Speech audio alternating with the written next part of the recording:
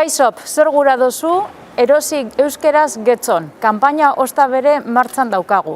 Dagoeneko Getxon 254 establezimendu dira euskeraz egin leikienak. Beraz, horretarako gauza pare bat egingo doguz. Helburua zein da euskeraren erabilera merkataritzan eta ostalaritzan sustatzea. Bestetik, euskeraren erabilera bertoko jardunan daukan garrantzia azpimarratzea eta online eta internetez bidezko erosketaren aurrean daukan presentzia edo balio erantzia ikusgai jartzea.